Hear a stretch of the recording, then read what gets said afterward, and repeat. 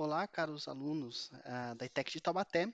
Nós iremos dar prosseguimento, então, ao nosso curso do terceiro ano do ensino médio e entraremos ao nosso nono capítulo, que é o espaço urbano do mundo contemporâneo. Então, basicamente, nós vamos analisar como se consolidou, né, o espaço urbano, como que as cidades cresceram e se tornaram o que são hoje, né?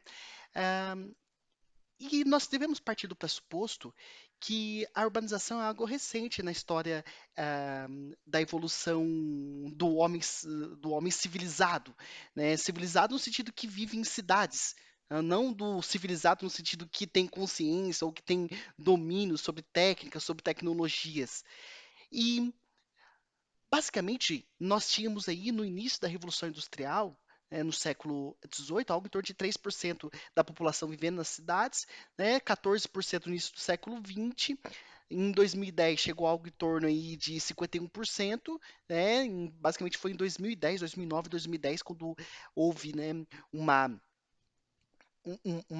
um equilíbrio, né, da população urbana e rural, 50-50%, né, e há uma tendência, está havendo uma tendência de crescimento da população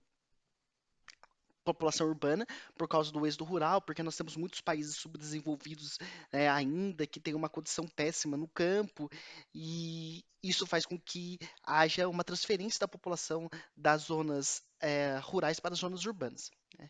E cabe destacar também que esse processo ele se materializa de forma diferente, dependendo do país.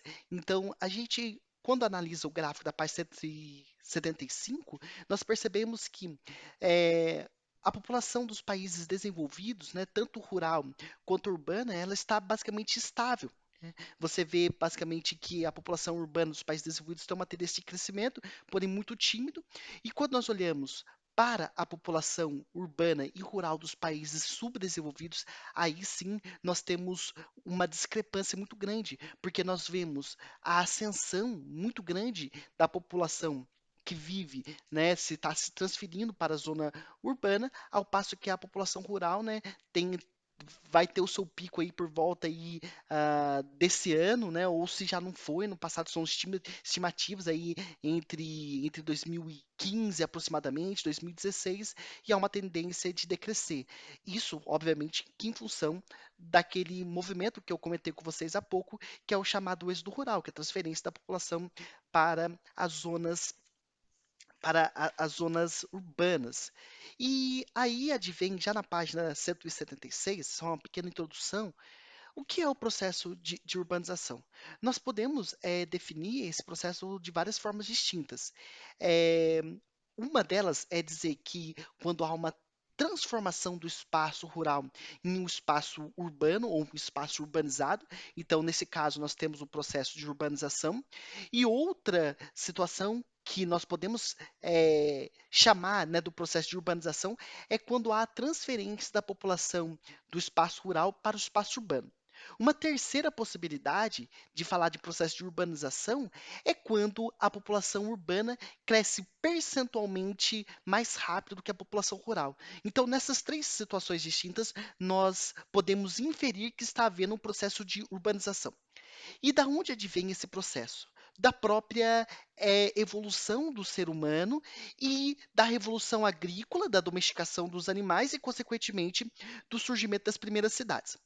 É sabido por todos no estudo da pré-história que muito provavelmente foram as mulheres que desenvolveram as atividades agrícolas. Porque quando analisamos as pinturas rupestres, né, as evidências que foram deixadas do período do Paleolítico, percebia-se que os homens saíam para a caça e para a pesca, e as mulheres e as crianças ficavam próximo do entorno onde eles estavam vivendo. Pode ser uma caverna, uma depressão, algo no relevo que trazia algum tipo de proteção para esses grupos humanos, né? Não passavam de 40 pessoas aproximadamente. E isso também, os achados arqueológicos nos dão uma clareza bem explícita quanto ao volume da população que viviam em grupos na pré-história, no período chamado Paleolítico. O que sucede então é que quando as mulheres elas começaram a observar o ciclo de crescimento das plantas e tentaram reproduzir isso, é que houve, né, a explosão da possibilidade de produção agrícola e, consequentemente, de pessoas, né? Quanto mais alimentos nós tínhamos, maior era a possibilidade de crescer os grupos humanos, porque não haveria fome, né? E isso não causaria, né, a diminuição desses grupos. Hoje, eu estive lendo algo, acho que talvez no final do ano passado, início desse ano, um livro sobre a história geral, e foi pela primeira vez que o historiador ele lança uma possibilidade distinta dentro dessa possibilidade do surgimento da atividade agrícola. Até então, nós aprendíamos que as mulheres, elas pegaram e, observando o ciclo de crescimento das plantas, tentaram reproduzir isso, lançando sementes ao chão, e aí então percebeu que se brotava, e aí então começaram a fazer isso sistematicamente, dando origem à atividade agrícola. Em contrapartida, esse livro que eu li agora, que são a História Geral, ele diz o seguinte: ele é um livro de compêndio de vários autores, tá bom, gente? Eu não me lembro exatamente qual foi o autor desse capítulo sobre pré-história. Porém, ele fala que talvez há uma possibilidade que a expansão dos grupos humanos disseminaram a falta de vegetais, né, e alimentos, e a dificuldade da caça e da pesca, e a partir desse momento foram que as mulheres que ficavam próximo da moradia, não saíam para a caça e para a pesca, tentaram, de certa forma, reproduzir o ciclo da natureza e assim então desenvolver a atividade agrícola. O certo é que, com a domesticação dos cachorros, né, dos cães, um pouquinho antes, algo em torno de 16 mil anos atrás. Depois, com o desenvolvimento da atividade agrícola, algo em torno de 10 mil anos atrás, houve um processo onde nós, seres humanos, deixamos de ser essencialmente nômades para sermos sedentários. Ou seja, percebeu-se que com o desenvolvimento da atividade agrícola, não precisava mais ficar perambulando, ou seja, não precisava mais ficar se mudando de uma localidade para outra. E isso trazia muitas facilidades, porque se você tem um estoque de vegetal, você não precisava, quando exauria naquele local ou a caça, ou a pesca, ou os vegetais, se mudar, né, de local, né, num movimento nômade.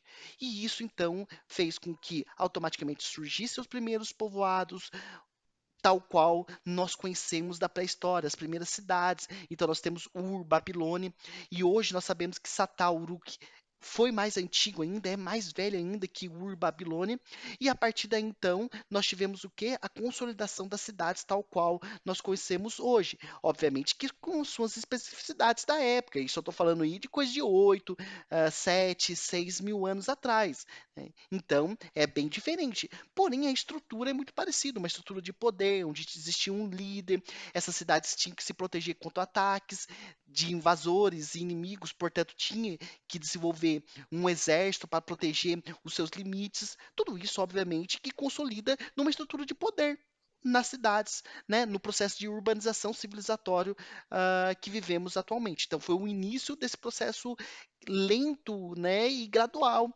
que é o processo de urbanização. O certo é o seguinte, que mesmo existindo, né, grandes cidades na antiguidade, podemos falar aí no período antes da Revolução, antes da Idade Média, podemos falar das cidades do Império Egípcio, dos fenícios, podemos falar, né, do ápice, né, do apogeu de Roma. Roma chegou a ter mais de 1 milhão de habitantes. Ainda assim, a população rural ela era a grande maioria. E o porquê isso acontece? Nós vivíamos nesse período histórico um momento pré-capitalista. Basicamente, a economia era uma economia primitiva de escambo. Então, você trocava um boi por 4 porcos, né, um porco por 15 galinhas, né, uma galinha por 10 quilos de trigo, assim que se materializavam, né, as trocas econômicas. E aí, então, esse período marcava então a necessidade do espaço rural. Então, se o espaço rural ele era vital, tanto na economia de escambo, quanto para manter a população viva com as subsistências, o campo ele era, né, a essência, ele era o eixo, o pivô central do mundo antigo, ok? Então, nesse primeiro momento, nesse primeiro vídeo, encerramos por aqui. Desejo a vocês um forte abraço e até mais.